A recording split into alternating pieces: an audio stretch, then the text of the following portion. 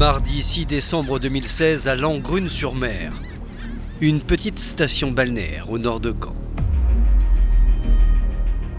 Vanessa Mellet, une jeune femme de 37 ans, est venue passer quelques jours chez sa mère et son beau-père pour se reposer. Seulement ce matin-là, Annick Daigle, la mère de la jeune femme, va voir sa vie basculer. Je dormais avec elle parce que je la sentais angoissée. Elle se lève, je ne sais pas quelle heure il était, parce que je n'avais pas la vue sur le réveil.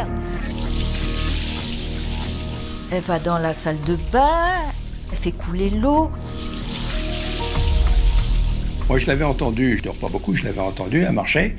Je dis, tiens, elle est déjà levée. Pourtant, ce n'est pas dans les habitudes de la jeune femme de se lever si tôt.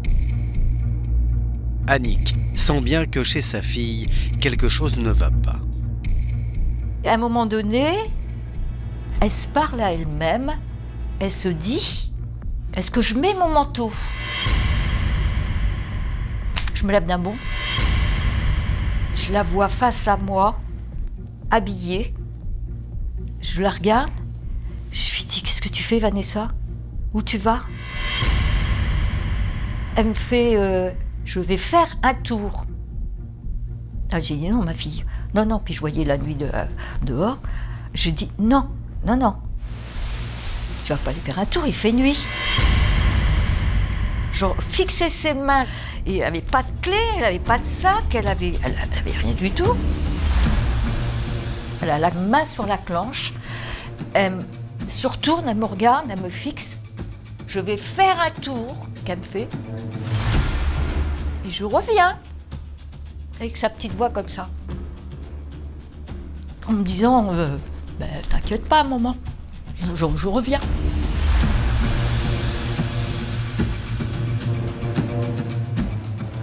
Et puis elle s'en va. Moi, je vais dans la cuisine, je regarde l'heure, c'est 7h30. Annick repart se coucher. C'est la dernière fois qu'elle verra sa fille Vanessa.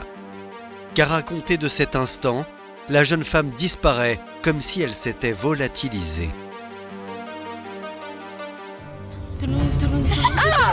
Ma Vanessa, toujours magnifique, toujours très coquette. Elle se dévoilait pas, hein. Elle avait ses jardins secrets. Hein.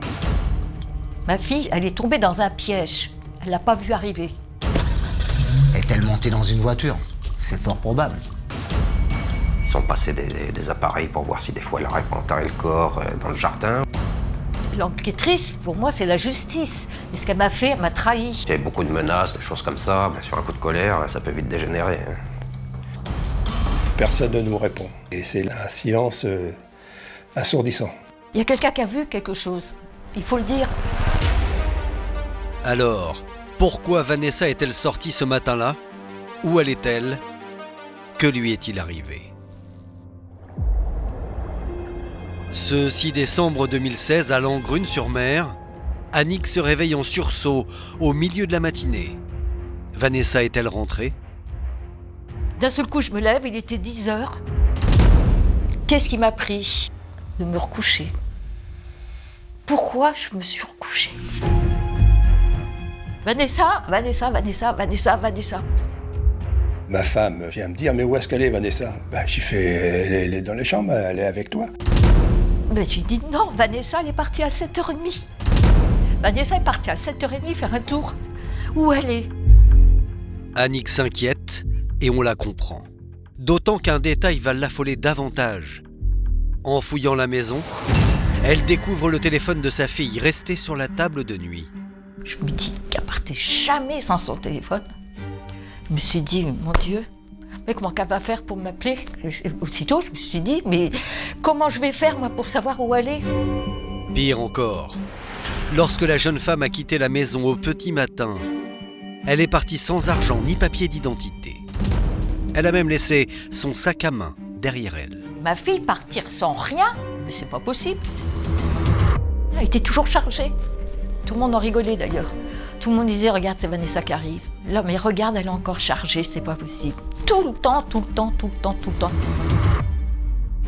Pour sa meilleure amie Linda, cette attitude ne colle pas avec le caractère méthodique de Vanessa Mellet. Vanessa est tellement dans le détail. Attends, est-ce que j'ai mon portable? Avant de sortir, elle prend son manteau, elle réfléchit, elle prend son temps. Elle prévoit en fait. Enfin, pour qu'elle sorte comme ça, sans son sac, sans son portable, sans... C'est que vraiment, pour quelques secondes, puis après elle rentre et puis c'est tout. Les minutes défilent et Vanessa reste introuvable. Michel, son beau-père, se lance alors à sa recherche. Je prends ma voiture, je sors et je dis bon, je vais aller voir si elle est partie marcher ou quoi que ce soit.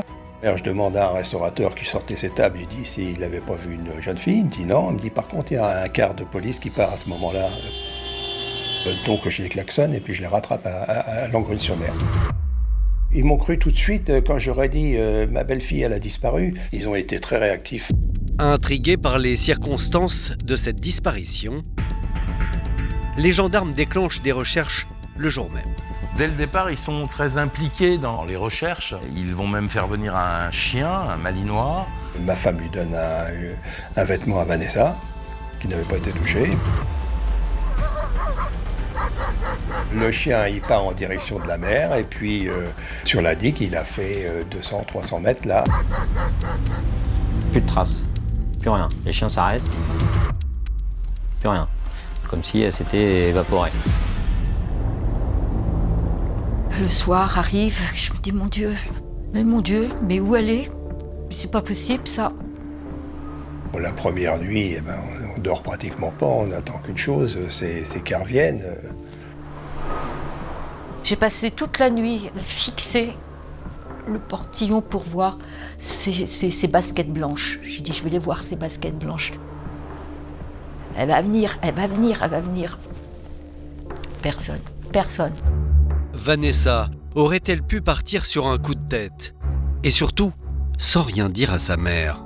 Elle n'aurait pas quitté sa maman comme ça. Elle aurait fait trop de mal à sa maman. Il y avait la petite zézette. 3 zézettes. Non. Elle est toujours au cou de sa maman. Toujours. Ah, j'étais fusionnel, hein, toutes les deux. Deux copines. Vraiment deux copines. Ah, ma petite princesse. Partout où on allait avec Vanessa, sa mère était au courant. C'était pas une journée ou une minute ou une heure, sa maman n'était pas au courant où on était. 1500, d'accord. Oui, c'est encore cher le diamant. Les coups de fil, c'était 5-6 fois par jour. C'est pas moi qui appelais, c'est elle qui m'appelait. Moi, je voulais au contraire un petit peu... Mais non, maman ci, maman ça, et puis on se faisait des petits restaurants, on se faisait plein de petites choses comme ça, les boutiques. Et on riait. Les vacances se terminent. Ce fut très triste.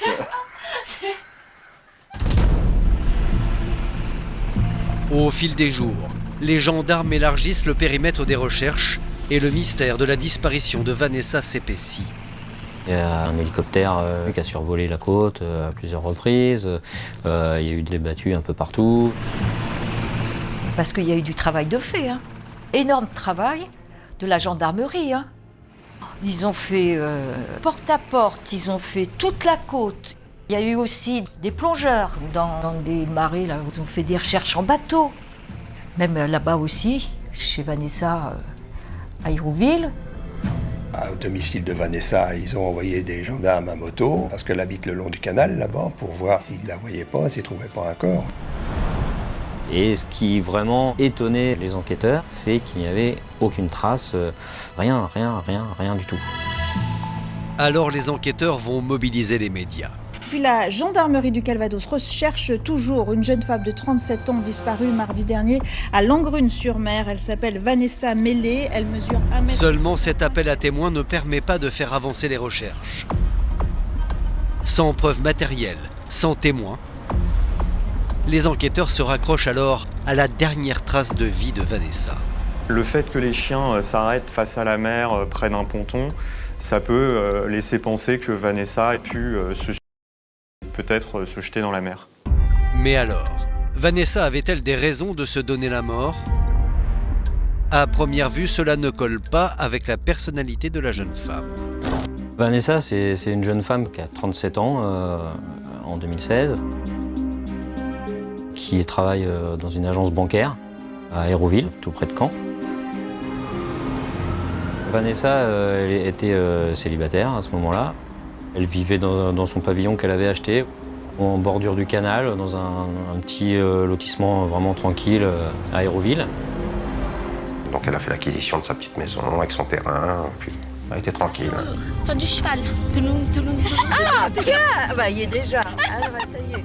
On a travaillé 2 ans ensemble. Je l'ai adoré, on s'est apprécié très très vite. Et on s'est côtoyés en dehors du travail. Quel verre Pierre? Parce que déjà... Ma Vanessa, toujours magnifique. Toujours très coquette. Merci Vanessa, hein.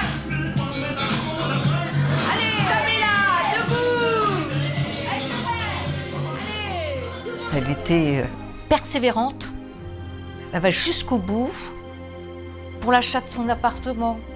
Bon, c'est pas évident quand on est une jeune fille toute seule. J'y suis dedans. Ah oui, dans la salle de bain. C'est la salle de bain qui est en face qui est... Elle fait visiter les visites, puis il n'y avait rien à faire et elle savait ce qu'elle voulait. Jusqu'à la fin, on en a fait une 50aine et quand elle a décidé, boum, c'est fait, je prends ça.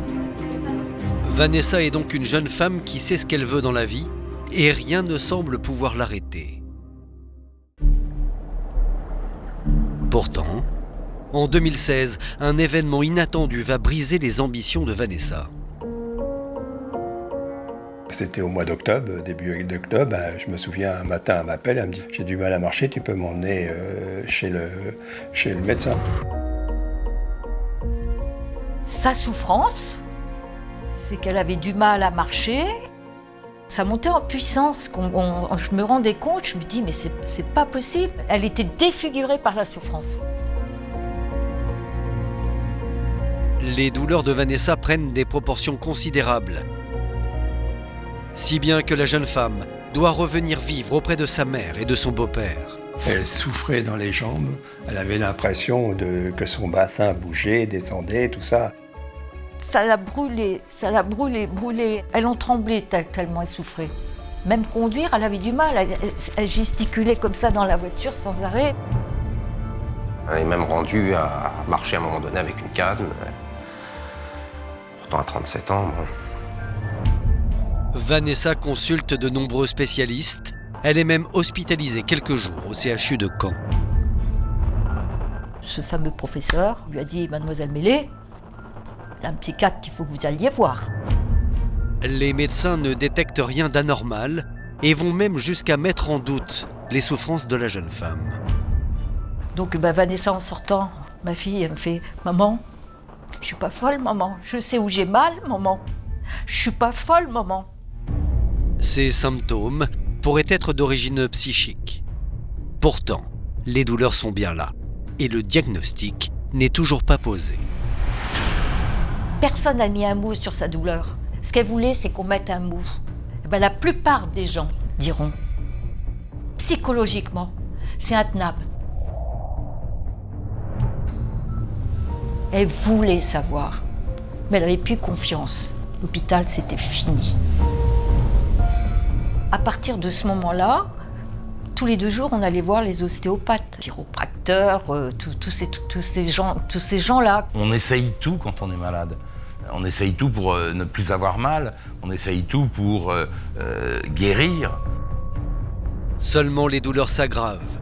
Et peu à peu, Vanessa se renferme sur elle-même. Sa maladie devient une obsession. Et la jeune femme s'isole. Elle est obligée de s'arrêter de travailler. En tout cas, de se mettre en arrêt de travail, en indisponibilité. Ça l'a un peu renfermée sur elle-même là-dessus. Après, elle avait plus trop confiance.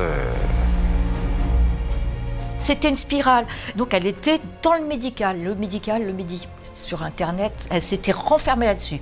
À partir du 26 novembre, il n'y avait plus aucun contact avec amis, collègues. C'était fini. Pour les enquêteurs, cela ne fait aucun doute. Le désespoir de Vanessa l'aurait poussée à se donner la mort. Mais ce scénario, l'entourage de la jeune femme n'y croit pas une seule seconde.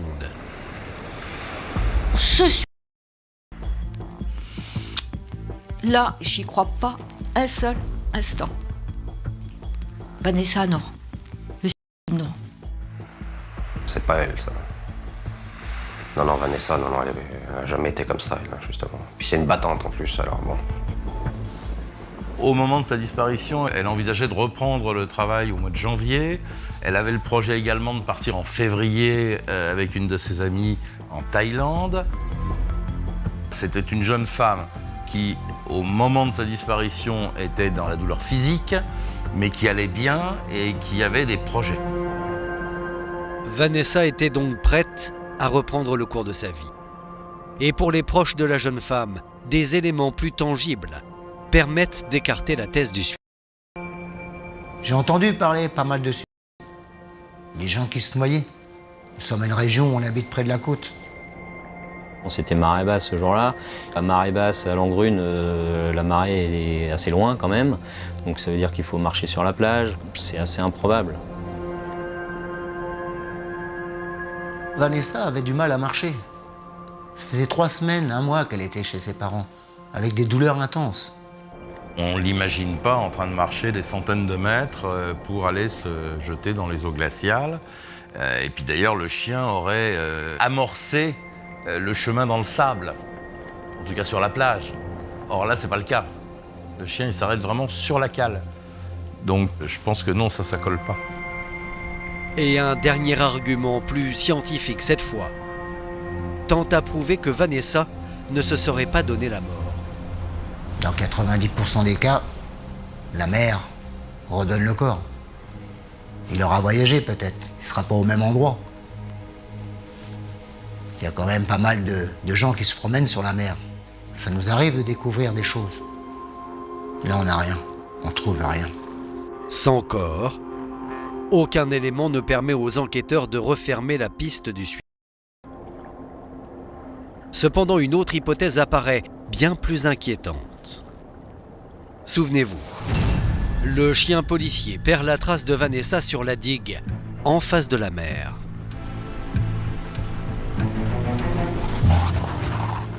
Ce qui était privilégié assez rapidement, c'est quand même effectivement l'intervention d'un tiers. Est-elle montée dans une voiture? C'est fort probable. Quand un chien perd la piste de quelqu'un sur le sol, c'est qu'on monte dans un véhicule. Bon, bien sûr, la piste, qu'elle parte, et puis quelqu'un qui la mauvaise personne qui soit là à ce moment-là. La mauvaise rencontre, je me dis, mais c'est pas possible. Bon, mais il y a de chance pour que ça arrive ce jour-là. Le jour où elle a envie de sortir, qu'elle est pas bien en plus. Langrune-sur-Mer, c'est une petite station balnéaire de la côte de Nacre. L'été, c'est très fréquenté, hein. Il y a beaucoup de vacanciers, beaucoup de touristes. Au mois de décembre, il y a beaucoup moins de monde. C'est une petite commune très calme, résidentielle. À 7h30, il y a des gens qui vont acheter leur pain, il y a des gens qui partent au travail. La mauvaise rencontre, c'est assez improbable. D'après ses proches, ce n'est pas dans le tempérament de Vanessa de monter en voiture avec un inconnu. Alors, Vanessa Mellet connaissait peut-être son agresseur? Possible. 2 mois après sa disparition, l'enquête est requalifiée en enlèvement et séquestration. Elle s'est faite piéger. Ma fille, elle est tombée dans un piège. Elle ne l'a pas vu arriver. La seule explication que je peux trouver, c'est effectivement qu'elle devait aller voir quelqu'un avec qui peut-être elle avait rendez-vous. Alors, les enquêteurs n'ont pas trouvé trace, que ce soit dans son ordinateur, dans son téléphone, d'un rendez-vous qui ait pu être noté. Aucun rendez-vous récent. Mais les enquêteurs font une découverte surprenante qui va ouvrir la porte à une autre hypothèse. Quelques années avant de disparaître, Vanessa avait déposé une main courante à l'encontre de son ancien compagnon avec qui elle vivait et que l'on voit ici danser sur ces images. Quand elle m'a raconté que son ex-copain était très agressif et qu'il était venu sur le lieu de travail, donc du coup il y avait des témoins, des collègues qui ont été témoins. C'est sa chef qui a vu de la fenêtre. Il a levé la main sur Vanessa. Donc à partir de ce moment-là, sa chef, elle a fait une main courante. Et les collègues ont témoigné auprès de notre employeur en disant il est urgent que Vanessa parte d'Île-de-France parce que il faut qu'elle s'éloigne de lui. Alors lorsque Vanessa disparaît, Les enquêteurs vont s'intéresser de plus près à sa relation avec cet ex-compagnon violent. Ils sont connus dans une soirée, il y avait une amie, et puis qui connaissaient, voilà, et puis ils se sont rencontrés tout comme ça, tout bêtement. C'est quelqu'un qui est grande gueule, si on veut. Il aime bien se faire voir. Et t'as mangé ou pas? Non, bah j'attends comme ça.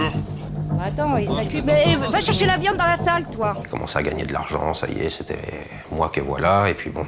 Il avait l'air de la serrer un peu, quoi. Hein. De l'enfermer, ça, elle aimait pas ça, elle, par contre. Il a baissé Vanessa, c'en est même incroyable que ma fille, dès qu'il était là, je la reconnaissais pas. Elle parlait plus. C'est lui qui parlait. Il aime bien, un monsieur qui aime bien se faire voir, un téléphone. Non, c'était pas possible. Ils n'étaient pas faits pour vivre ensemble, ces deux-là. Du tout. Du tout. Mais Vanessa, elle était amoureuse, hein. Voilà. C'est finalement l'agression sur son lieu de travail qui va décider Vanessa à quitter son compagnon. Quand on en vient aux mains, après, bon, c'est pas, hein, sur un coup de colère, ça peut vite dégénérer. Hein. Ça aurait pu mal se terminer, tout à fait, ça aurait pu mal se terminer. Heureusement pour Vanessa, elle va obtenir un nouveau poste non loin de chez sa mère et de son beau-père, en banlieue de Caen. On était contents d'ailleurs qu'elle soit revenue, hein, parce qu'on savait que si elle restait avec lui, elle allait jamais être tranquille. Tout semble revenu à la normale. Mais vous allez le voir, son ex-compagnon n'est pas tout à fait passé à autre chose. Aurait-il voulu recoller les morceaux? Ah, il est venu sur Caen, qui lui disait t'as été là, t'es habillée comme ça. Il l'appelait tout le temps. Oh, j'étais avec Vanessa, on faisait des courses, t'es où? Tout le temps. Ça a été assez dur, hein, pendant quelques années. Il y avait beaucoup de menaces, des choses comme ça. Il voulait venir à la maison, il était en colère, tout ça. J'ai dit, on va l'attendre, le garçon. Parce que c'est pas lui qui va faire le chef. Et je suis bien contente d'avoir toujours été à côté de ma fille, parce qu'il aurait peut-être bien voulu éloigner la maman. Malgré leur rupture, Vanessa entretenait-elle encore une relation secrète avec cet ex-compagnon? Elle se confiait pas beaucoup sur sa vie amoureuse. C'était une introvertie. Elle se dévoilait pas. Hein. Elle avait ses jardins secrets. Même si la famille l'ignore, cet ex-compagnon aurait peut-être pu donner rendez-vous à Vanessa. Les enquêteurs vont donc chercher à savoir où il se trouvait le matin du 6 décembre 2016. Après avoir épluché ses relevés téléphoniques le jour de la disparition de Vanessa, les enquêteurs l'ont rapidement mis hors de cause parce que son téléphone ce jour-là a borné en région parisienne. Tout porte à croire que la piste de l'ex-compagnon s'arrête là. Et les soupçons de la famille se portent désormais sur un autre homme, au profil des plus intrigants.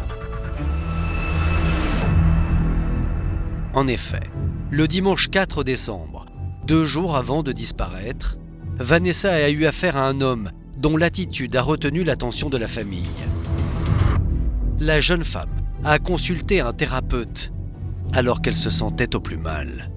Elle souffrait tellement. Je dis allez, il faut que je trouve quelque chose, je ne peux pas la laisser comme ça. Et donc j'ai trouvé quelqu'un, un psychothérapeute, hypnotiseur. Il a 7 avis favorables. Et il me dit, écoutez, venez à 17h, à mon cabinet. Elle a pris rendez-vous avec ce praticien hypnotiseur. Un dimanche après-midi. Ça paraît bizarre. Vanessa, je l'emmène et je vois un véhicule arriver, mais alors de la bouche jusqu'en haut, comme ça. Il y avait des couvertures en vrac dans son... Mais vraiment, j'en étais malade quand j'ai vu ça. Je me suis dit, mon Dieu, mais qu'est-ce que c'est que ça? J'ai dit, je sens pas. Malgré les réticences de la maman, Vanessa va quand même rentrer dans ce cabinet. Et la consultation va s'éterniser. Ma mère voulait rentrer Ça, c'était hors de question. Et bon, ils se sont parlé pendant 2 heures. C'est long à 2 heures. Hein. Je sais pas ce qu'il lui a dit, je sais pas ce qu'il a fait. Et effectivement, lorsque Vanessa ressort de ce rendez-vous, elle est changée. Pas moi qui le dis, c'est sa mère. Elle est changée et puis elle parle pas. Au moment de partir, Vanessa, elle était fatiguée.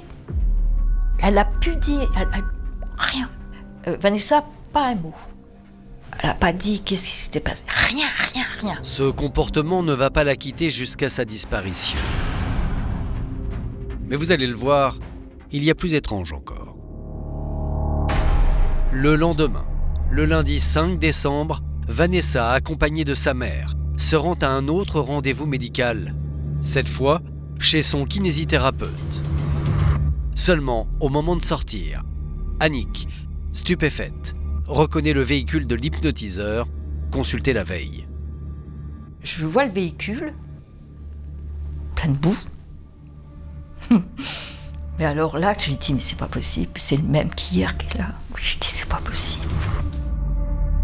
Et comme ça, mais j'étais quoi, à 20 à l'heure? Je me dis, mais qu'est-ce qu'il fout là? Lorsque les 2 femmes ressortent du cabinet du kiné, clairement, Annick dira avoir vu le psychothérapeute venir de la direction du cabinet du kiné. Donc, qu'est-ce qu'il faisait là, à la même heure? Il y a plus troublant encore. Vanessa, qui assiste à toute la scène, ne réagit pas. Quand je le regardais, elle avait la tête baissée. Même quand on a dit son nom. Vanessa, elle était toujours comme ça, à côté de moi. Elle était à côté de moi dans la voiture, elle a rien dit, rien. Elle n'a pas bougé la tête, rien du tout. Que fait cet homme ici? Et surtout, pourquoi Vanessa n'a pas réagi? Annick pense tenir une piste sérieuse. Et elle fait part de ses soupçons aux enquêteurs. La mère le voit, et lorsqu'il est entendu par les gendarmes, il dira qu'il n'y était pas. Que la mère a rêvé. Il dit qu'il n'y était pas. Qu'il n'était pas là. L'enquêtrice a préféré les dires de cet homme-là, qu'on est 2 à l'avoir vu, et que pour elle... Apparemment, Annick se serait trompée. Pour les enquêteurs, aucune preuve ne permet pour l'instant de relier cet homme-là à la disparition de Vanessa. Les enquêteurs, au départ, ils avaient rarement connu un cas avec aussi peu d'indices, aussi peu de choses auxquelles se raccrocher. Là, il y avait rien de rien, quoi. Comme si elle s'était volatilisée à 150 mètres de chez elle, quoi. Une à une, les pistes se referment. Et l'entourage de Vanessa commence à perdre espoir d'obtenir un jour des réponses. Je vais pas me mettre dans la tête ou m'imaginer, mais ma fille, elle est peut-être morte. Ben alors là, qu'est-ce que je fais là? Et ben là, je suis détruite, parce que là, c'est même plus la peine de vivre. On peut pas s'arrêter comme ça du jour au lendemain. C'est pas parce qu'on trouve rien. On peut gratter encore, il y a toujours à gratter. On peut trouver quelque chose. Pour ne pas sombrer dans le désespoir, l'entourage de Vanessa décide de reprendre l'enquête, depuis le début. Annick et Michel, ils se sont démenés, ils ont remué ciel et terre pour essayer de faire avancer les choses. Ce que je voulais, moi, c'est qu'il soit toujours sur l'affaire, qu'il ne ferme pas le dossier. Et moi, de toute façon, je ferai tout, j'irai jusqu'au bout, je ne sais pas jusqu'où ça va aller, mais là, je veux que ça bouge. Ben moi aussi, je fais mon enquête, bien sûr. C'est pour ma fille, c'est pour la retrouver. Je fais tout pour pas qu'elle sache que je l'oublie pas, qu'elle est quelque part. Déterminé, le couple va remuer ciel et terre pour retrouver Vanessa. Si ça peut aboutir à quelque chose, je le ferai tout le temps. Les affiches de Vanessa, ben ça a été un gros travail. Hein. Mais elle en a fait, je ne sais pas combien de centaines elle a pu faire. Hein. C'est énorme. Hein. Il y en avait partout, dans toute la région. J'en ai fait pas loin de 5000. Pendant des mois, de jour comme de nuit, L'entourage de Vanessa sillonne la région et ils font tout leur possible pour tenter de percer le mystère de cette disparition inquiétante. Moi, je sais que je suis rentrée dans des jardins, à Luc-sur-Mer, plus loin, tout ça. On arrêtait les voitures et puis je rentrais dans les jardins, je regardais si elles pouvaient être cachées là ou... C'est fou, c'est fou, et je la voyais partout en plus. Je la voyais partout. Je suis rentré dans un squat. Les squatteurs ont été très surpris de me voir. Mais j'avais la photo de Vanessa dans les mains. Ils avaient compris. Je vous remets la fiche de ma fille qui a disparu pour le... Je suis au courant pour la marche. Voilà, pour la marche. On a organisé une marche blanche. On a essayé d'ameuter tous nos amis pour qu'ils participent à cette marche blanche. Mais les efforts d'Annick et Michel n'aboutissent pas jusqu'à ce qu'un coup de théâtre vienne bouleverser l'enquête. Janvier 2019, contre toute attente, la maman de Vanessa Mélé est convoquée par le juge pour une raison surprenante. Les premiers suspects, ce sont les parents. Et là, on les a bien travaillés. Surtout sa maman. Elle est restée 4 heures et puis il l'a vraiment secouée. Hein. Ah ben le juge lui disait mais avouez madame, avouez que c'est vous qui avez tué votre fille parce qu'elle souffrait trop, vous l'avez libérée, quoi que ce soit. Avouez madame, avouez que vous avez donné des somnifères. Mais non, mais là, vous avez aidé votre fille. Je pleurais, j'en tremblais. Parce que je dis, c'est pas possible. Ma fille, j'aurais supprimé ma fille, mais me dire ça au bout de 2 ans. Alors qu'elle se démène, elle, à faire ses enquêtes justement pour que ça avance, pour aider la justice. Elle était anéantie, là. Là, c'était insoutenable pour elle, bien sûr. Moi, j'ai bien cru que j'allais en prison, c'est bien simple. Je me suis dit, ça y est, je vais y aller, là. Que les gendarmes s'intéressent aux parents, on ne peut pas leur reprocher. Ça, c'est logique. Mais en général, on le fait au début. Car on ne le fait pas 2 ans après. Mais Annick et Michel ne sont pas au bout de leur surprise. Les enquêteurs vont suivre la piste coûte que coûte. Ils ont été traqués, leur voiture a été traquée, ils ont été sur écoute.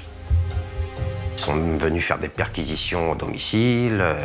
Il y avait les chiens, il y avait tout ça. Ils sont venus, mais alors là, mais je me suis dit, mon Dieu. Mais je voyais la pelleteuse arriver aussi. Je me suis dit, ils vont creuser partout. Mais ça y est. Ils ont passé des appareils pour voir si des fois elle aurait pas enterré le corps dans le jardin, vous voyez, s'ils retrouvaient des ossements, des choses comme ça. Annick et Michel ne s'attendaient pas à être mis en cause par les enquêteurs. Pour le couple, il s'agit d'une trahison. L'enquêtrice, pour moi, c'est la justice, c'est la police, elle va m'aider, on va retrouver Vanessa. Et ce qu'elle m'a fait, elle m'a trahi. La directrice d'enquête venait tous les 15 jours au domicile des parents, elle prenait le thé. Il y avait une espèce d'intimité qui s'était créée entre les enquêteurs et la famille de la disparue. Le juge s'est peut-être rendu compte qu'on n'avait rien à voir là-dedans, et puis c'est tout. Hein. On a perdu du temps, peut-être, à ce moment-là, à rester figé sur les parents. Est-ce qu'on n'a pas perdu des indices, quelque chose ? Le temps de laisser des gens se retourner. Page après page, la famille reprend tout le dossier, à la recherche d'un nouvel indice. Un travail de titan. Ils exploitent tout. Tout ce qu'ils peuvent exploiter, ils l'exploitent. Ils ont relu des auditions, des écoutes téléphoniques. Ils arrivent à trouver des trucs. Mais c'est dingue. Au moins 3500 pages, je crois, qu'elle a faites elle-même. Hein. Oui, oui. Même les gendarmes sont surpris. Oui. Ah, ils ont dit qu'elle aurait pu faire une très belle enquêtrice, bien sûr. Oui. Et c'est en fouillant que le couple constate qu'une piste a été négligée par les enquêteurs. Celle de l'hypnotiseur. Souvenez-vous. Dans sa déposition face aux gendarmes, l'homme affirmait ne pas se trouver près du cabinet du kinésithérapeute, le lundi, la veille de la disparition de Vanessa. Or, Annick est formelle. À partir du moment où il ne veut pas dire qu'il était là, alors que moi je l'ai vu, c'est qu'il y a quelque chose à se reprocher. Et le couple a de quoi étayer ses soupçons. Il découvre que quelques heures seulement avant cette entrevue, le lundi chez son kiné, Vanessa était en contact avec l'hypnotiseur. Avant le rendez-vous chez le kiné, ils se sont téléphonés à 4 reprises. En tout, 14 minutes 58 secondes de dialogue entre eux. Ils ne se connaissent pas, ils se connaissent depuis la veille où ils ont passé 2 heures ensemble dans une consultation. On ne sait pas du tout ce qui s'est dit pendant ces appels qui ont duré une quinzaine de minutes en tout. En un quart d'heure, on parle pas mal. C'est pas juste pour prendre un rendez-vous. Lui, il dit pour reprendre rendez-vous. Ok, il dit ce qu'il veut. Ce rendez-vous n'a été marqué nulle part, ni sur l'agenda du psychothérapeute, on n'en trouve pas la trace. Et Vanessa n'a pas confié ni à sa mère ni à son beau-père l'existence de ce rendez-vous. Michel et Annick se sont forgés une conviction. C'est lors de ces 4 échanges téléphoniques que le thérapeute aurait appris que Vanessa devait se rendre ce lundi après-midi chez son kinésithérapeute. Il savait que Vanessa venait là et il pensait qu'il allait peut-être la trouver toute seule ou quoi que ce soit. Et puis quand il a vu qu'elle était avec sa mère, il est reparti. Si Vanessa avait pris sa voiture toute seule, eh ben, il aurait peut-être été lui parler. Seulement voilà, il est impossible pour les enquêteurs de prouver la présence de l'hypnotiseur sur place. Car son téléphone n'a borné nulle part à l'heure de cette hypothétique rencontre. L'hypnotiseur a coupé son téléphone. On se rend compte que son téléphone est éteint entre 15h41 et 17h46. On ne sait pas vraiment où il était à ce moment-là finalement. Et ce n'est pas tout. Le mardi matin, au moment même de la disparition de Vanessa, le téléphone de l'hypnotiseur est encore une fois éteint. Il est coupé la veille à 22h et quelques, et il est rallumé vers 9h, pas loin de 10h. Et ce qui veut dire qu'au moment de la disparition de Vanessa, là encore,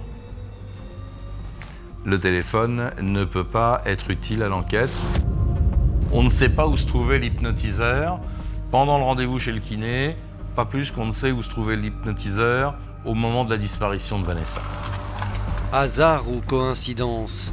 Par 2 fois, en moins de 24 heures, le téléphone de l'hypnotiseur est coupé, y compris au moment où Vanessa disparaît. Voilà qui a de quoi surprendre. Et c'est un ultime détail qui va conforter les parents de Vanessa dans leurs soupçons. Le jour de la disparition de la jeune femme, sa famille la cherche partout. Et Annick a une idée. Elle veut appeler l'hypnotiseur.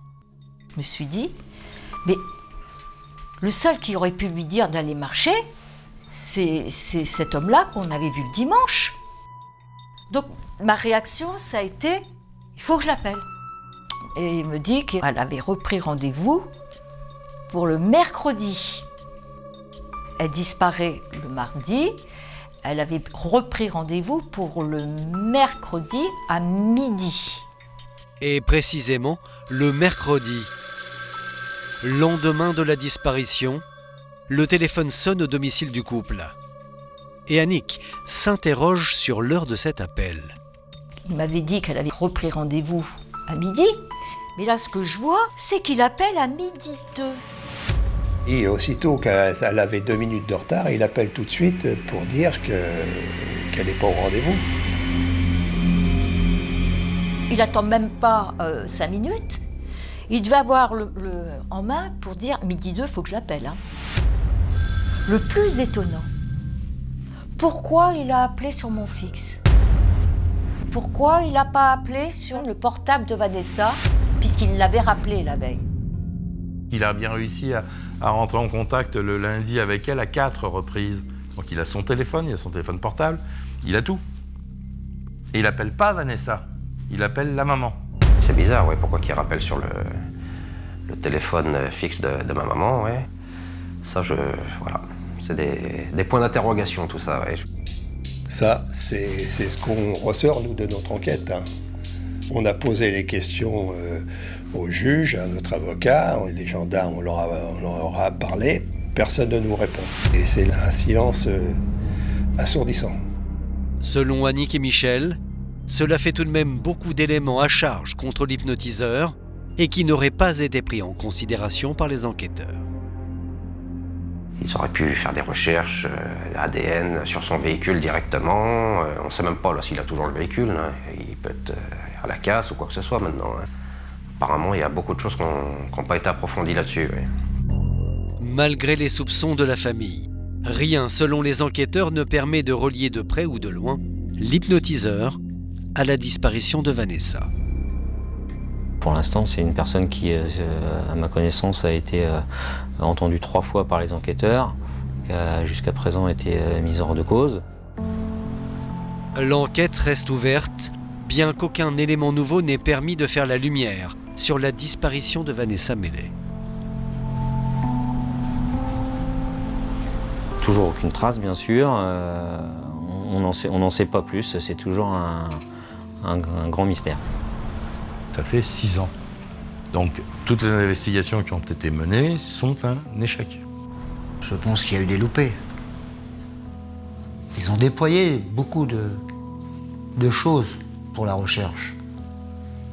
Mais on ne doit pas s'arrêter comme ça, on doit continuer. Il faut donner une réponse à cette énigme. On ne peut pas laisser des gens comme ça seuls. S'il m'écoute, le juge, mon seul souhait, c'est qu'on recommence tout avec ce dossier-là, qu'on connaisse la vérité. Il faut qu'on nous donne des réponses à toutes nos questions. Mon seul espoir, c'est celui-ci, c'est la demande de transfert de dossier vers la brigade criminelle de Caen, de police. Tout ce que je fais, tout, c'est pour elle, c'est pour la retrouver.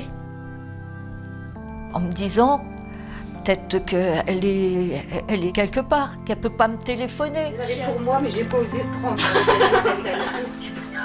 C'est pour ça que je ne veux pas sortir de la maison. Même les vacances, je ne veux pas partir en vacances, même 5 ans après. Parce que je me dis, il faut que je sois là quand elle va revenir. À Noël, son assiette est toujours mise. Il y a toujours eu des petits gâteaux, une couverture. Parce qu'elle a toujours l'espoir que sa fille revienne. Et j'espère qu'elle reviendra, Vanessa.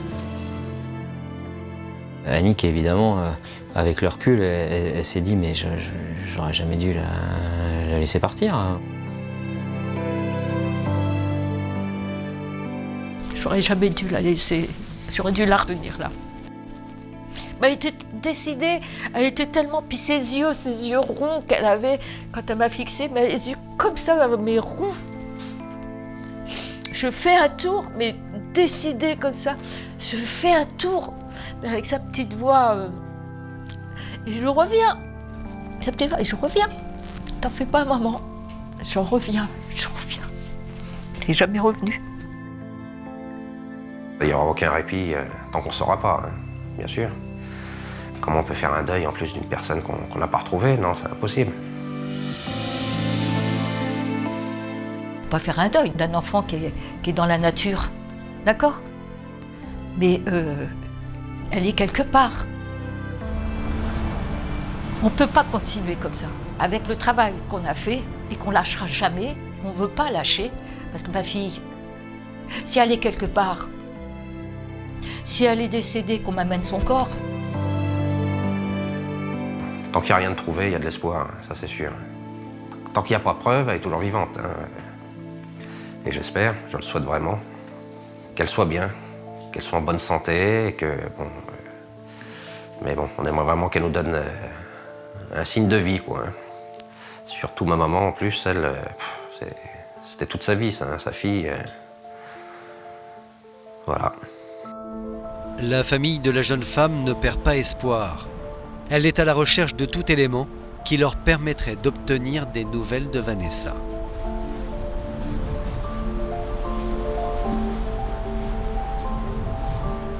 Si des fois elle me voit à travers cette émission, hein, qu'elle nous fasse savoir, même si Si elle ne peut pas revenir ou quoi, qu'elle nous donne un petit signe. Voilà. La souffrance, la douleur dans laquelle on est plongé, c'est tout ce manque, tous ces petits trucs-là, tout que je raconte comme ça, mais qu'il n'y a plus. Voilà. Sa voix, tout ça, c'est...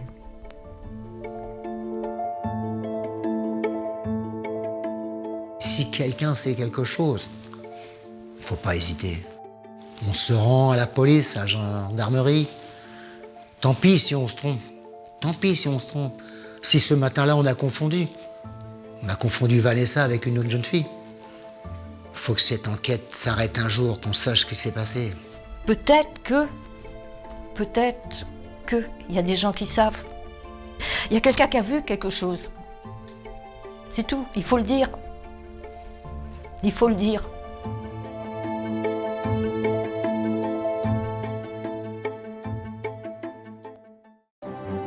En 2012, un petit village varois va être le théâtre d'une affaire criminelle digne d'un roman d'Agatha Christie.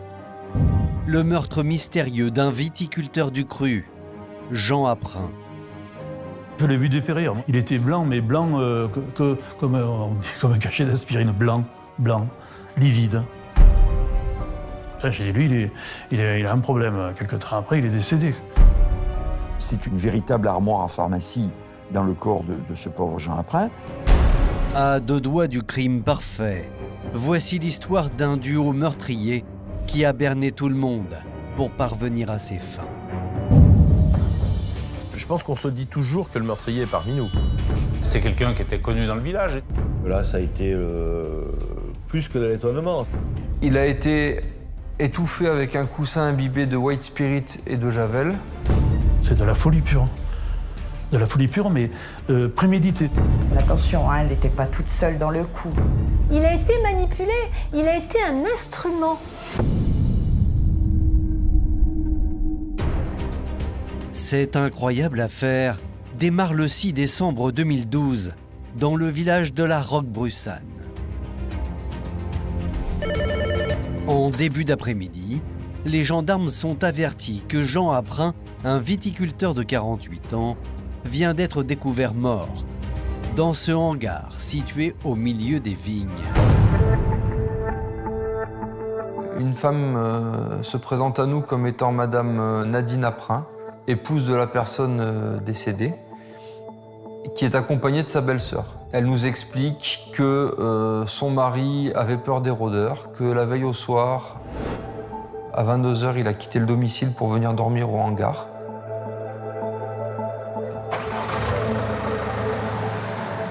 Elle s'inquiète parce qu'il était prévu qu'elle l'appelle le lendemain. Et étant sans nouvelles de lui, vers midi et quart, elle va au hangar pour voir s'il y est. Une fois sur place, les 2 femmes expliquent avoir découvert avec surprise Jean, inanimé, allongé dans le coffre de sa voiture. Nadine Aprin explique qu'affolée, elle a sorti son époux du véhicule et procédé à un massage cardiaque pour tenter de le ramener à la vie. En vain. Elle va se rendre compte qu'il y a une rigidité quand même qui est présente et qui, visiblement, c'est à ce moment-là qu'elles ont compris qu'il était décédé. Mais pour les gendarmes, ce décès est des plus étranges. Comment Jean Aprin s'est-il retrouvé dans le coffre de sa voiture ? Face à leurs interrogations, Nadine, l'épouse du viticulteur, avance pourtant une explication toute simple. Jean, à la santé fragile, a sûrement fait un malaise. Il aurait alors tenté de regagner son véhicule pour chercher de l'aide. Elle explique que son mari aurait des antécédents cardiaques, des antécédents de consommation d'alcool importante. Alors on se dit, oui, peut-être qu'il a exagéré un petit peu ce soir-là. Il fait un malaise cardiaque dans le hangar. Il essaye de se traîner jusqu'à la voiture pour aller au secours. Puis il tombe à la renverse, il tombe dans le coffre. Tout est possible. Et en effet, Rien ne semble indiquer que Jean ait pu être victime d'une agression. Le médecin légiste, dépêché sur place, déterminera d'ailleurs qu'il s'agit d'une mort naturelle. Quand on découvre le corps, on ne constate aucune trace particulière qui pourrait évoquer une mort violente. Il n'y a pas de trace de lutte, il n'y a pas de griffure, il n'y a pas de sang apparent qui laisserait à penser qu'il aurait été violenté, qu'il y a eu quelque chose qui s'était passé avant. Le viticulteur aurait donc été victime d'un malaise. D'ailleurs, depuis la fin des vendanges, 2 mois plus tôt, tous les proches de Jean avaient remarqué qu'il n'était pas vraiment dans son assiette. Jean était fatigué. Dès la fin des vendanges, il faisait que dormir. Jean est mort d'avoir trop travaillé. Pas de doute, dans le petit village de la Roque-Brussanne, pour les habitants qui connaissaient tous Jean Aprin, le viticulteur s'est tué à la tâche.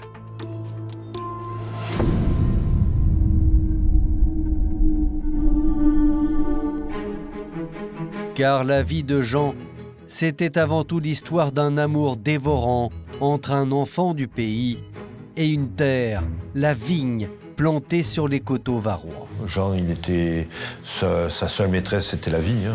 Mais le destin de Jean Aprin aurait pu être tout autre. S'il n'avait pas passé la bague au doigt 16 ans plus tôt à une jeune femme du cru, Nadine Poeto, fille de viticulteur. S'il est tombé amoureux de la vigne, c'est parce qu'au départ, il est tombé amoureux de celle qui allait devenir son épouse, savoir Nadine. Puisque Nadine possédait un terrain viticole. Il découvre un autre monde, un autre univers, qui est l'univers des viticulteurs, et ça devient sa passion. Sa passion pour les vignes est telle que Jean Aprin, chef de rayon dans un supermarché, se lance en parallèle, soir et week-end, dans l'exploitation des vignes appartenant à sa femme Nadine.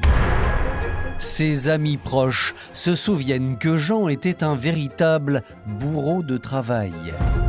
Il faisait des horaires assez conséquents, donc il devait rentrer tard chez lui. Le samedi, dimanche, il avait une activité qui était assez prenante. Un travailleur bosseur, il y a des travailleurs qui font leur boulot au point final, après on demande de purée, mais lui, il restait jamais sans rien faire. C'était impressionnant même.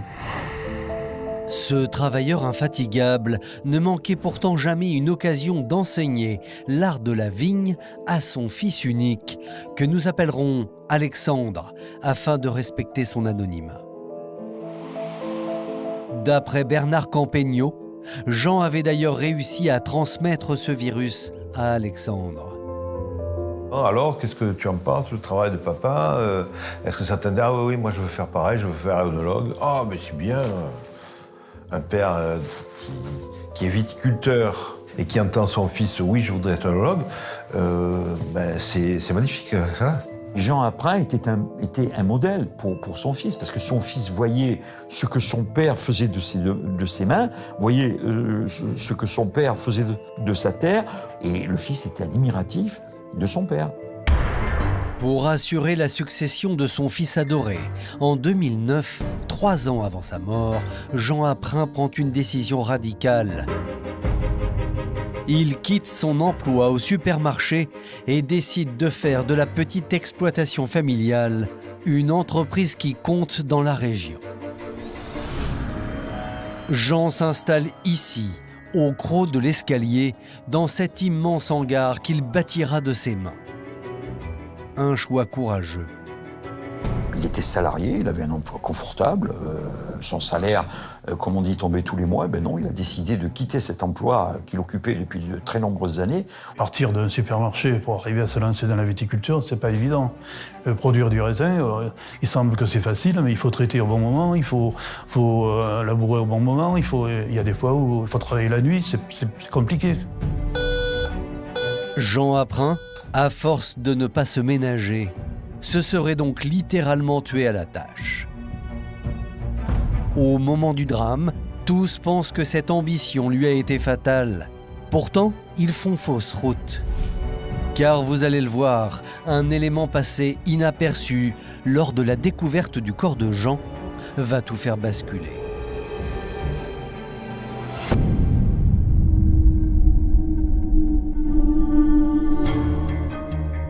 En effet, un détail dans la tenue de Jean Apprin qui n'avait pas été relevé lors des premières constatations va tout d'un coup faire tilt dans l'esprit des gendarmes. Le viticulteur a été retrouvé en chaussettes, alors que ses chaussures sont rangées à une vingtaine de mètres de là, sous le hangar, au pied d'une chaise. On se fait la remarque avec les collègues que le dessous des chaussettes sont propres. Aucune trace de terre, de cailloux, quoi que ce soit. Il se trouve que le corps est dans une cour de sable, sablonneuse, et on ne comprend pas qu'il ait pu marcher en chaussettes sans les salir. Les chaussettes du viticulteur sont immaculées.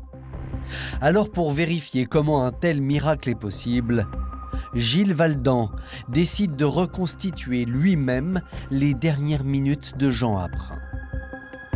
Je décide d'enlever moi-même mes chaussures et de marcher en chaussettes dans la cour pour vérifier.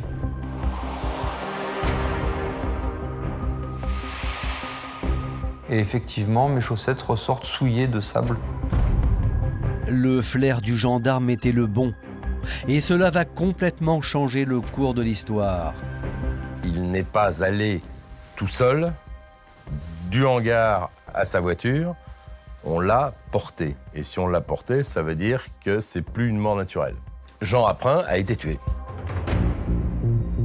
Quelques jours plus tard, l'autopsie va confirmer l'hypothèse du meurtre et donnera un premier scénario du drame.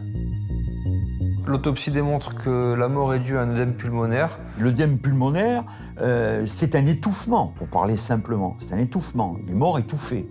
On a eu chaud parce que si les gendarmes ne repèrent pas cette histoire de chaussettes, peut-être qu'on aurait pu passer à travers, on aurait pu ne pas le voir. C'est donc dans une ambiance très pesante que se tiennent les obsèques de Jean Apprin, le 24 décembre 2012, la veille de Noël. Car famille et amis ont perdu un être cher dans des circonstances encore inédites pour ce petit village. Noël, c'est la fête des familles, c'est la fête des enfants, c'est une période souriante pour tout le monde. Bien là, on ne sourit pas parce qu'on enterre un gars de la Roquebrussanne. Et au moment où on l'enterre, on sait qu'il n'est pas mort naturellement. On sait qu'il a été tué. Là-bas, il n'y a pas de cité, il n'y a pas de banditisme, il n'y a pas de crime. Et d'un seul coup, les voilà frappés par le crime d'un proche. Ça a été un coup de massue sur la tête à tout le monde. Ben, on est restés tous bêtes. On est restés tous bêtes, quoi, parce que je dis tous étonnés, hein, parce que quand même... Étonnés, choqués...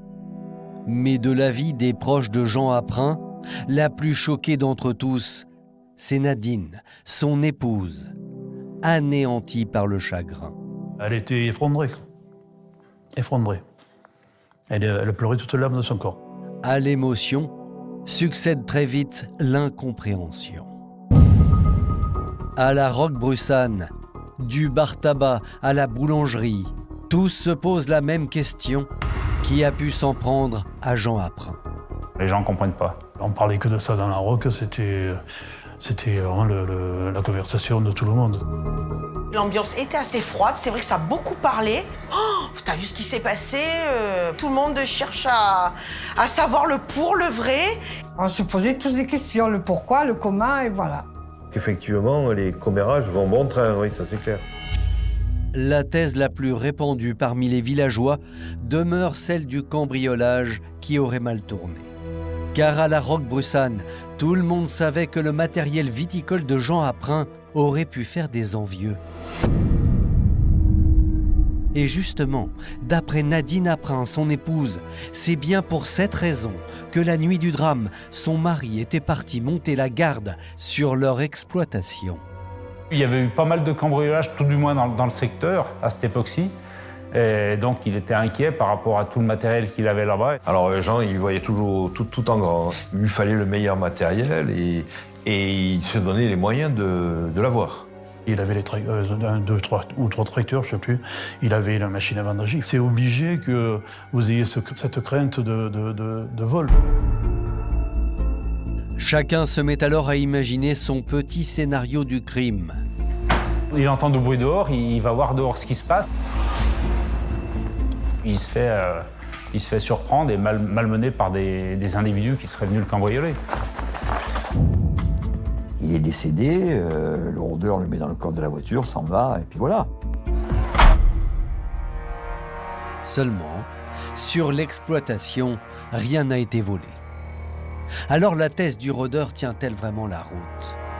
Peu probable, car cela fait déjà 1 mois que le meurtre a eu lieu et de leur côté, les gendarmes n'ont récolté aucune preuve permettant d'accréditer la piste d'un cambriolage qui aurait mal tourné. L'enquête est au point mort. On a enterré un brave type, on ne lui connaît pas d'ennemis, on ne lui connaît pas de vie secrète. Mais vous allez voir que si Jean Aprin n'avait aucun ennemi au village de la Roquebroussanne, c'est peut-être dans sa vie privée, au cœur même de son foyer, qu'il faut chercher la cause de son meurtre.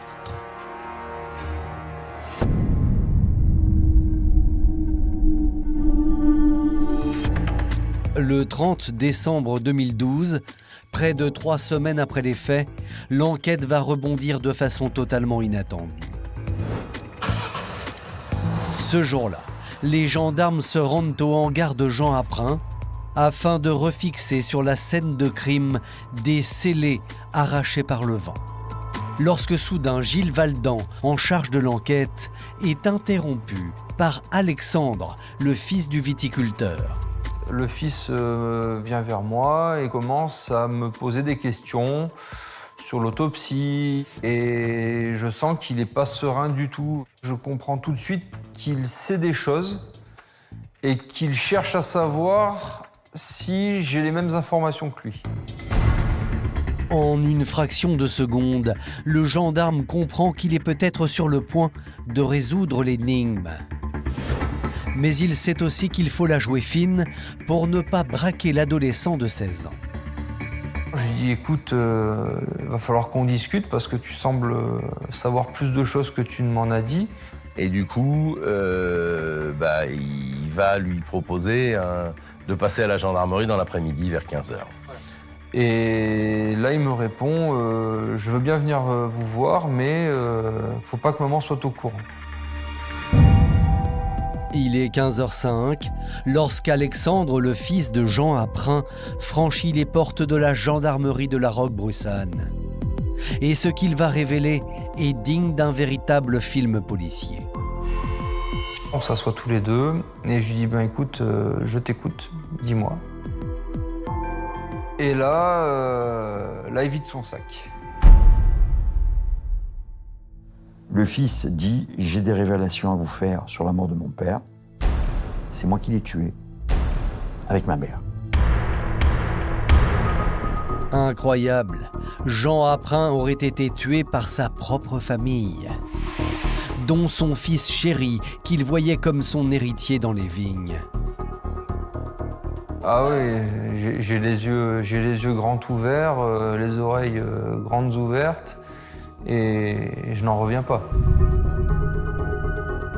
Et le gendarme n'est pas au bout de ses surprises. Car Alexandre va dérouler par le menu son scénario de la nuit macabre du 5 au 6 décembre 2012.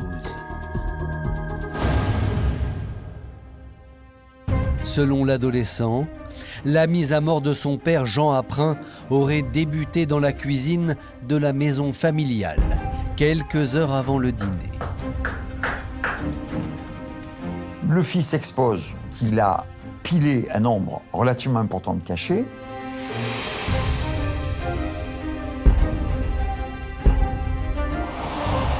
Avec sa mère, ils ont mélangé ce broyat de comprimés. Ils l'ont mis dans la cafetière, ils ont servi une tasse à Jean, qui l'a bu. Le puissant mélange de somnifères aurait rapidement fait effet. Et Jean Aprin se serait alors profondément endormi.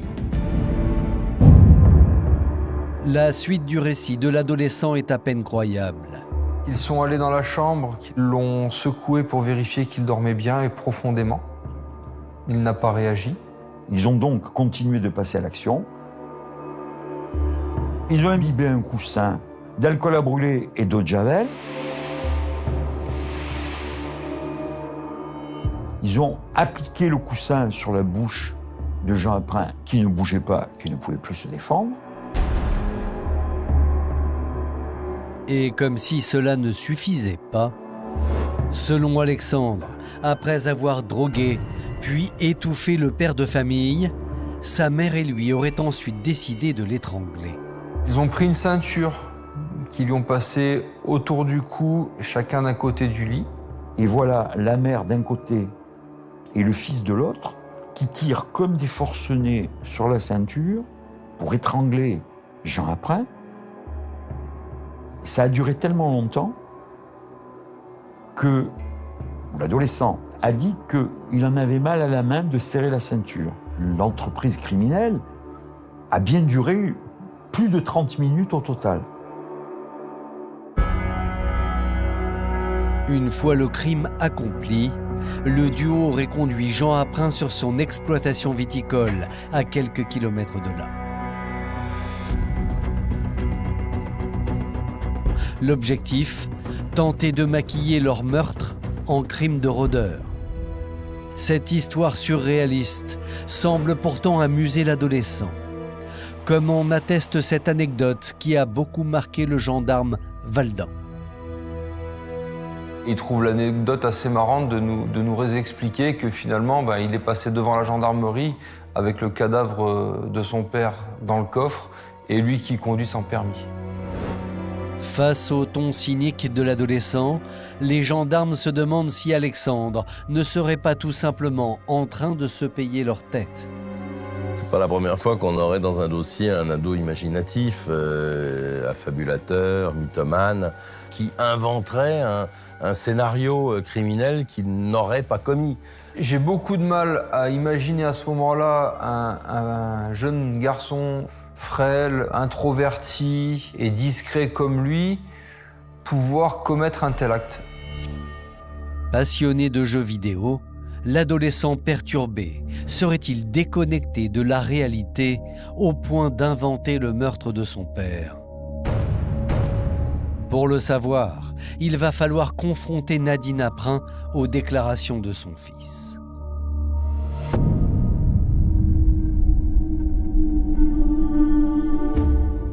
Dans le petit village de la Roquebroussanne, il se murmure que le fils et l'épouse de Jean Aprin sont entendus à la gendarmerie pour le meurtre du viticulteur.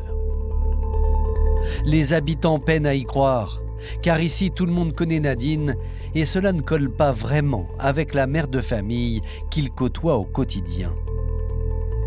Tout le monde la dépeint comme une femme gentille, souriante, aimante, et de sa famille, de ses amis. C'est quelqu'un qui était connu dans le village, quelqu'un qui ne faisait pas d'histoire. Elle n'a pas de caractéristiques particulières qui pourraient nous faire imaginer qu'elle puisse avoir ce genre d'attitude, non. Personne n'y croit, quoi. Henri Vial, un ami proche du couple, refuse de croire que Nadine, avec qui il a grandi, puisse être coupable. Pour preuve, il lui avait même confié la prunelle de ses yeux, ses enfants. Elle a été la nourrice de mes enfants pendant 1 an ou 2. Moi, j'avais deux fils, elle s'en est occupée. Elle les avait du matin au soir. Donc il faut quand même faire confiance à quelqu'un pour confier les enfants. Une confiance qui ne s'arrête pas aux frontières du village. À l'hôpital de Brignoles, où Nadine travaille, ses collègues ne tarissent pas d'éloges sur cette aide-soignante sérieuse et impliquée. Pour eux, impossible que Nadine puisse être mêlée à un meurtre. Ça ne collait pas avec la personnalité que je connaissais de Nadine. C'est une personne qui est tout à fait conviviale. C'est quelqu'un de plutôt sympathique, assez dynamique. C'est quelqu'un qui travaille bien, qui s'occupe bien des patients, quoi.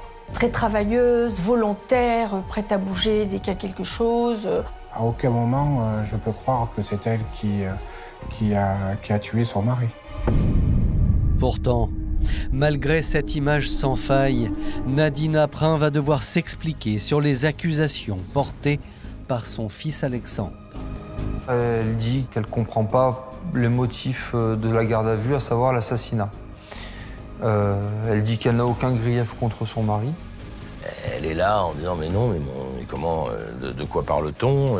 À leur grand étonnement, Nadine Aprin dit mon fils a beaucoup d'imagination. Et que tout ce qu'il raconte est faux, que c'est un adolescent très imaginatif et qu'il affabule complètement. Et elle jure ses grands dieux qu'elle est totalement innocente et qu'elle n'a rien à voir là-dedans. Les gendarmes sont face à un dilemme. D'un côté, une mère de famille irréprochable, au casier judiciaire vierge, qui clame son innocence. De l'autre, un adolescent de toute évidence perturbé, qui accuse lui et sa mère de meurtre. Alors, qui du fils ou de la mère dit la vérité? C'est finalement la science qui va parler et faire tomber les masques.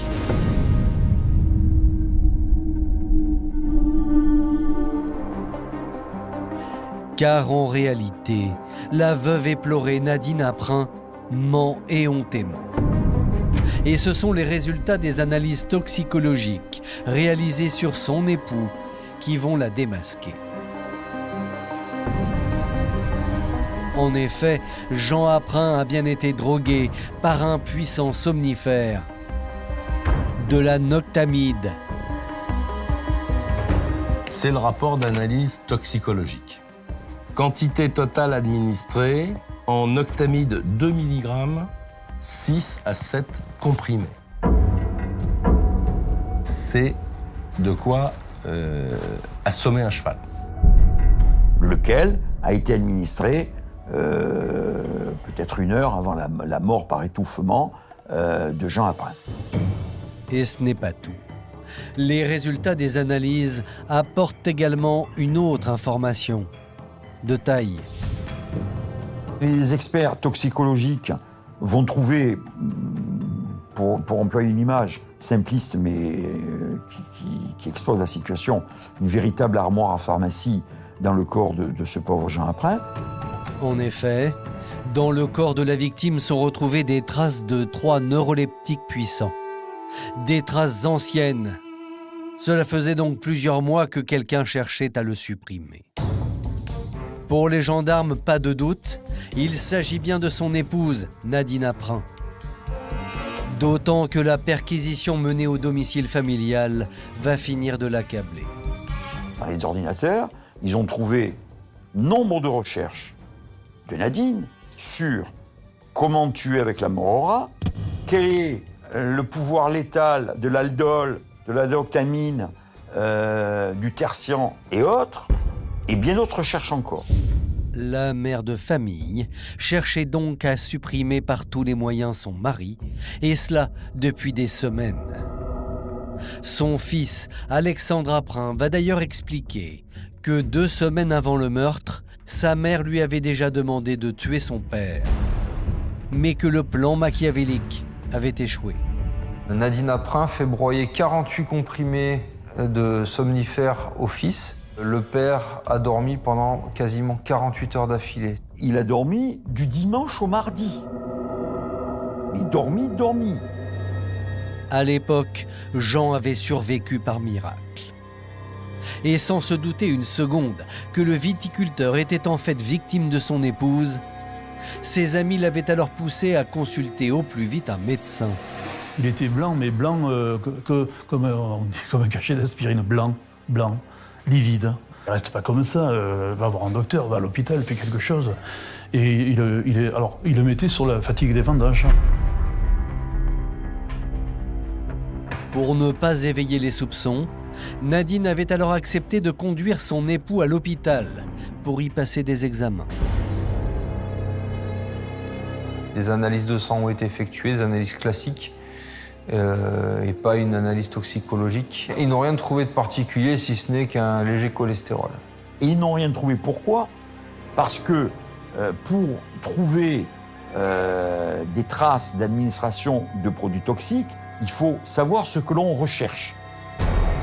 15 jours plus tard, Jean Apprin ne survivra malheureusement pas au traitement infligé par sa femme et son fils. Car pour ce deuxième essai, la mère de famille, en plus de droguer son époux, s'assurera de l'étouffer. Après, ce qu'a dit son fils et ce qu'on a dans le dossier, elle est cuite. Avant même qu'elle soit arrêtée, elle est cuite. Cette fois, la culpabilité de Nadine et de son fils semble évidente pour les gendarmes. Reste à comprendre pourquoi la mère de famille s'est donné tant de mal pour supprimer son époux. Et là encore, l'affaire va connaître un nouveau rebondissement.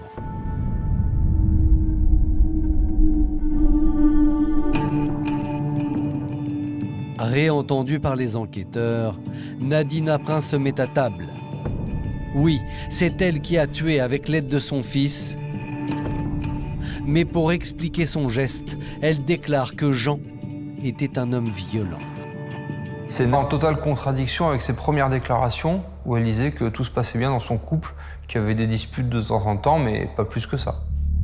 Et la veuve de dépeindre en détail sa vie de femme abusée et soumise à un mari tyrannique.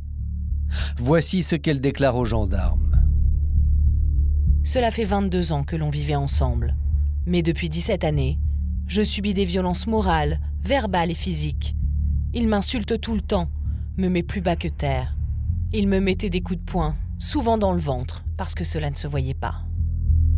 Un quotidien que l'aide-soignante décrivait d'ailleurs régulièrement à ses collègues de travail, Karine Schmitt et Stéphane Serfati. Elle m'a parlé de problèmes conjugaux en me disant que Jean la battait, Jean criait sur elle et qu'il faisait de même par rapport à leur propre fils. Elle souffrait beaucoup. Elle était malheureuse. C'est pour ça que par moments, elle ne voulait pas rentrer chez elle. Elle dit qu'elle vit un enfer au sein du foyer familial et que sa vie était devenue totalement insupportable. En tuant Jean Apprin, Nadine se serait donc libérée de son bourreau. Elle ne serait d'ailleurs pas la première femme à supprimer son époux pour cette raison. Et elle justifie ainsi le fait qu'elle est victime et que c'était pour elle la seule solution de pouvoir se défaire de son emprise. Le désespoir peut amener à des actes totalement irrationnels. Là, nous sommes dans un acte irrationnel. Et Nadine n'en a pas fini. Pour expliquer son geste, elle va raconter un épisode abominable de sa vie. Jean aurait également tué de ses mains leur deuxième enfant.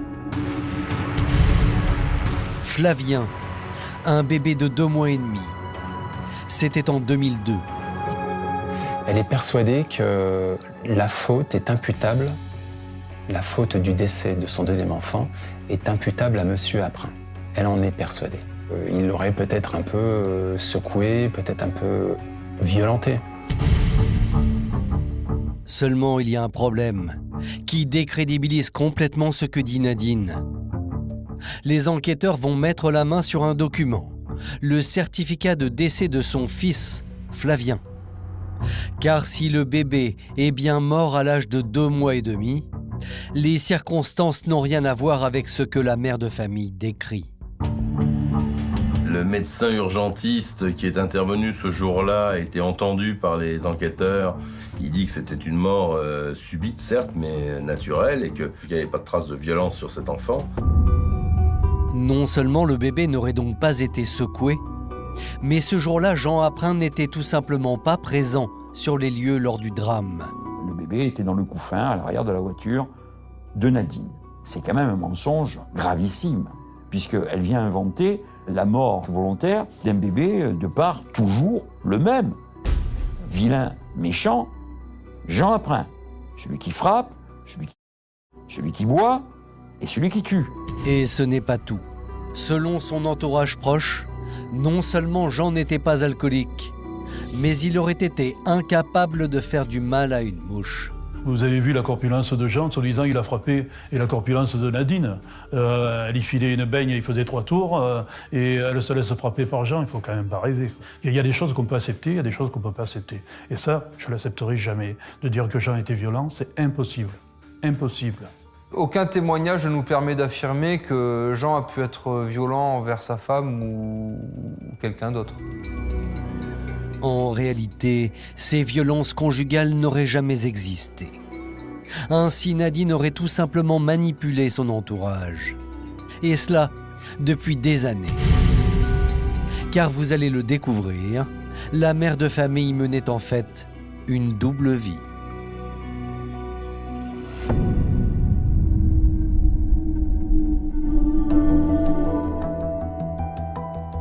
C'est l'étude du téléphone de Nadine Aprin qui va permettre de complètement la démasquer. Les enquêteurs, grâce à son répertoire de contacts et ses derniers échanges téléphoniques, vont mettre la main sur une très longue liste d'amants. L'exploitation du téléphone de Nadine nous montre qu'elle a échangé de nombreux messages avec d'autres hommes. Mais là où ça devient cocasse, pour pas dire tragique, entre la mort et l'enterrement, c'est-à-dire une vingtaine de jours, Nadine Aprin entretenait en même temps 6 liaisons avec 6 hommes différents. On se pose la question sur les mœurs de Madame Aprin. Et puis Nadine était également très active sur Internet pour entretenir sa vie extra-conjugale. On se rend compte qu'elle se connecte sur des sites Internet de rencontres. Je crois qu'elle est inscrite sur 7 sites de rencontres sur Internet, uniquement des rencontres libertines, des rencontres échangistes. Donc elle était adepte de ce type de sexualité. Ça donne un peu de relief à ce personnage qui n'est pas la veuve que l'on pourrait imaginer. C'est plutôt la veuve joyeuse. Incroyable. Nadine était en fait passée maître dans l'art de la tromperie. Ainsi, selon son amie Karine, elle possédait dans le plus grand secret une garçonnière pour ses nombreux rendez-vous galants. À un moment dans ma vie, j'avais besoin aussi d'un endroit où j'avais besoin de me ressourcer et me cacher. Et Nadine m'a dit, mais écoute, si tu veux, moi j'ai un appartement. Où elle pouvait venir peut-être à la sortie du boulot pour recevoir ses amants occasionnels. Des mœurs débridées, très éloignées de l'image de mère de famille qu'on lui connaissait jusque-là. Dans le petit village de La Roque-Brussanne, les proches du couple Aprin découvrent avec stupeur le vrai visage de Nadine. Suspectée du meurtre de son époux, la mère de famille aurait tout simplement menti à tout le monde. Eh ben Nadine, j'aurais pas cru. Hein. Ah ben quand même, hein, elle a trompé tout son monde. C'était l'effroi, personne ne comprenait. En connaissant un peu le couple, les gens ne s'expliquaient pas qu'est-ce qui avait pu faire basculer son épouse jusqu'à cette extrémité. Henri Vial, très proche de la famille de son ami Jean Aprin, repense horrifié aux fêtes de Noël, pendant lesquelles Nadine était allée jusqu'à se réfugier chez les parents de son époux pour jouer la veuve éplorée. Quand vous pensez que la famille, à Noël, ils l'ont invitée à manger chez eux pour pas qu'elle reste seule. La famille, elle l'aurait su avant Noël, je pense que vous n'avez pas une femme comme ça à votre table. C'est une très grande manipulatrice, perverse, qui a manipulé tout le monde. La liste serait trop longue. Et vous allez voir que c'est justement grâce à son art de la manipulation que la mère de famille a réussi à convaincre son fils Alexandre de l'aider dans sa terrible entreprise. Car Jean Aprin était devenu peu de temps avant le drame un véritable obstacle à sa vie dissolue.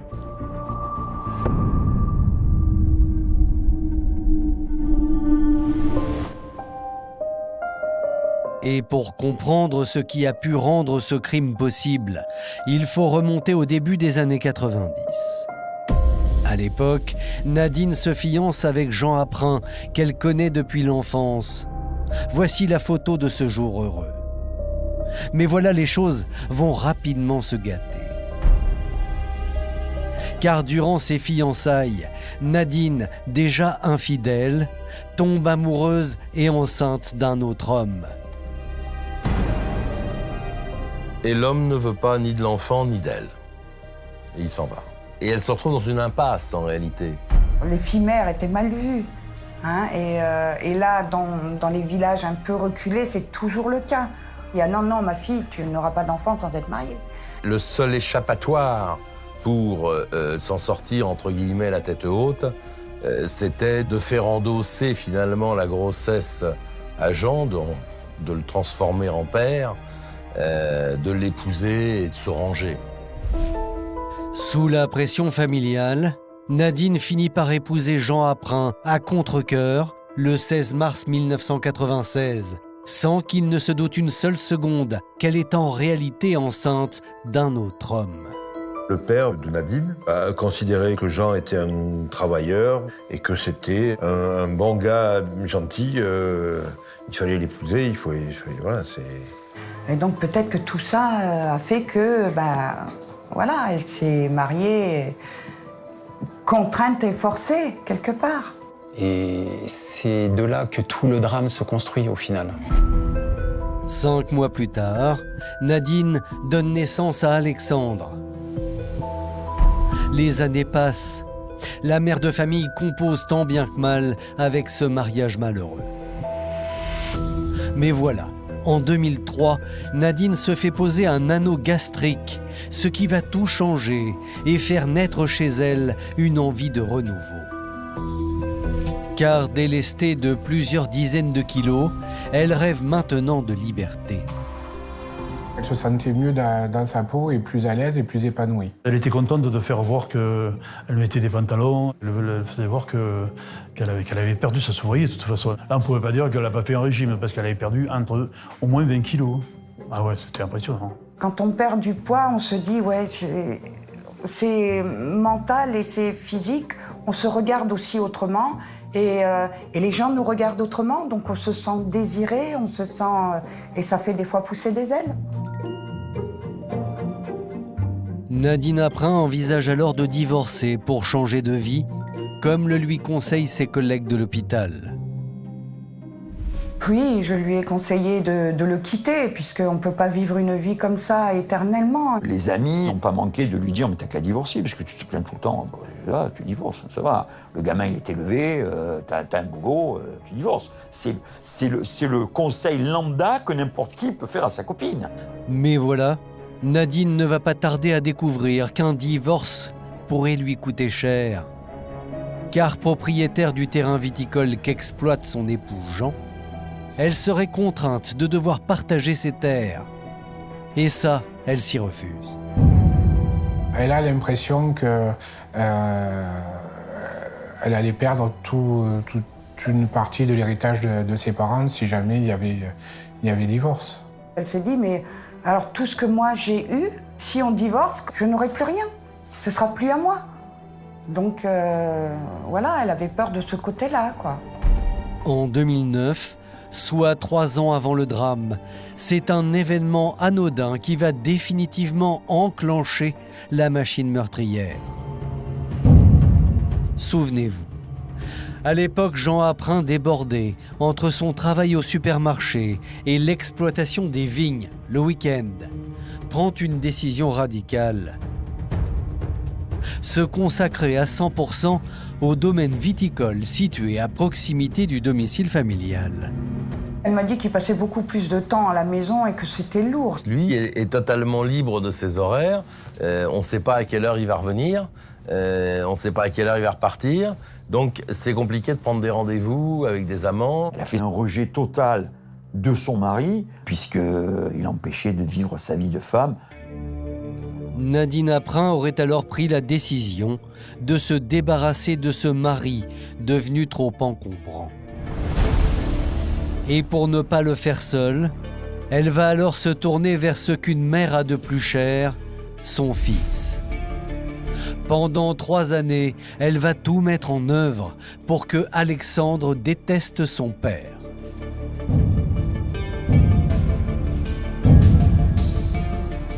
Sa mère, toute la journée, lui dit « Ton père me frappe. Ton père me... Ton père a tué ton petit frère. » Elle a armé clairement son fils pour en faire une machine à tuer. Après 3 ans de ce régime, Alexandre, devenu un adolescent de 16 ans, nourrit une véritable haine pour son père. Mais cela ne suffit toujours pas à faire de lui un meurtrier. Alors, comble de l'horreur, 3 semaines avant la mort de Jean, pour persuader son enfant de passer à l'acte, Nadine lui fait une terrible révélation. Elle a obtenu l'adhésion finale du fils et elle a basculé le fils dans l'horreur du parricide en disant « Mais comment tu hésites? Mais c'est pas ton père. C'est pas ton père. » Elle est monstrueuse, cette femme. Elle est monstrueuse. Plus de doute possible.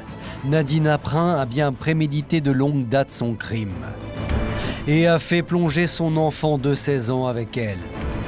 Mère et fils sont donc mis en examen pour l'assassinat de Jean Aprin. Nadine encourt la réclusion criminelle à perpétuité. Alexandre, mineur au moment des faits, risque tout de même 20 années de prison. Le 31 juin 2015, 2 ans et demi après les faits, c'est un procès hors norme qui s'ouvre à huis clos devant la cour d'assises des mineurs de Draguignan. Car dans le tribunal, l'ambiance est bien celle d'une réunion de famille qui aurait mal tourné. C'est une famille détruite, ils ont tout perdu. Ils ont perdu Jean, ils ont perdu Nadine, qui était admise au sein de la famille, et ils ont perdu le gamin. Dans le box des accusés, Nadine Aprin continue de clamer la légitime défense. Elle n'en démord pas. Jean la battait. Nadine, elle est fidèle au personnage, minimisant systématiquement son implication.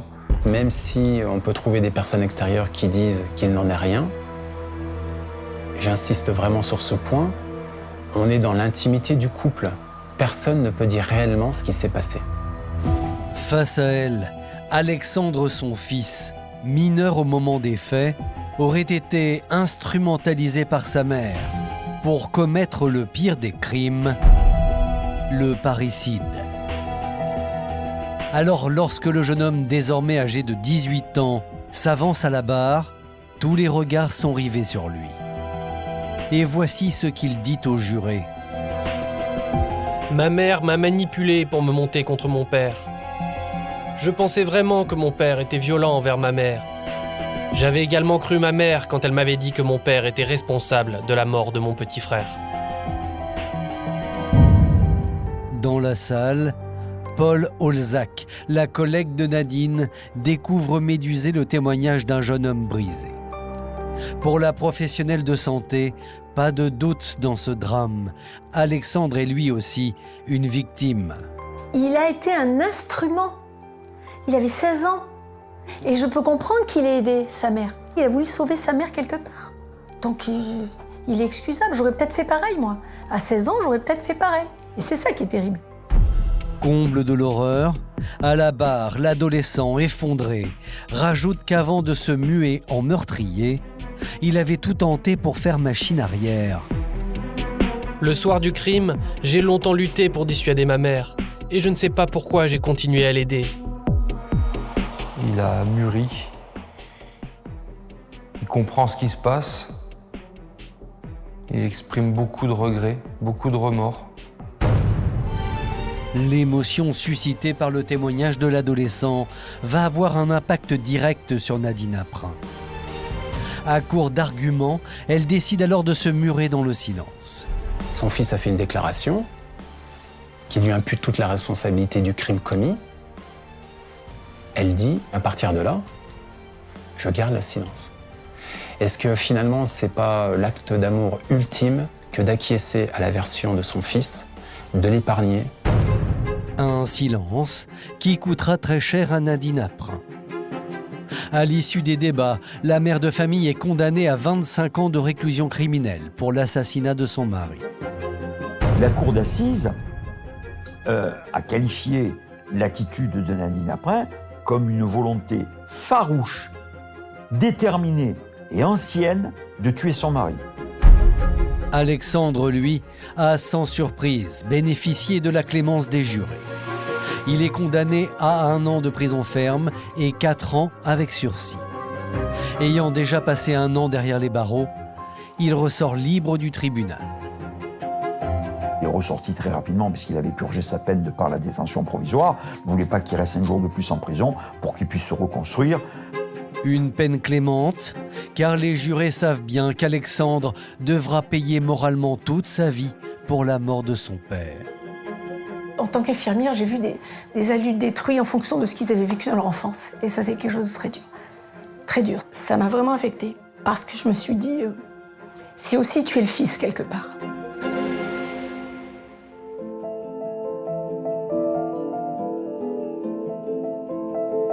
Dans le petit village de la Roquebrussanne, les années ont passé. Mais le sentiment de colère et de trahison reste indélébile pour ses habitants. Henri Vial est hanté chaque jour par le départ tragique de son ami, viticulteur. J'ai perdu un ami qui ne le méritait pas. On s'imagine de le voir dans les champs. Sa présence est toujours là, quoi. C'est irremplaçable. Perdre un ami comme Jean et dans des conditions pareilles, ça passe pas. Ça peut pas passer, ça. C'est tout.